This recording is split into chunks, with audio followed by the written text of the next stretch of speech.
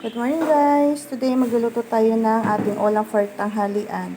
Ayan guys, magpapaksiw tayo ng tilapia. Wala tayong mabili sa palengke guys na mga iba pang isda. Kaya tilapia na lang guys ang ating naisip na lutuin. Tsaka pagtorta na rin tayo ng talong. Ayan. Lagyan natin ng crispy. Tsaka ayan yung sahog niya.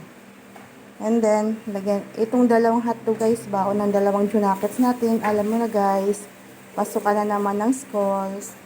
Start na naman tayo sa pagpabaon ng ating mga anak. Ayan guys, nagluto na tayo guys. Ayan guys, nagluluto daw siya ng hotdog. Prito niya daw. Masa hotdog? Try daw siya magluto guys, para marunong na daw siya magluto pag siya na lang mag-isa daw sa bahay.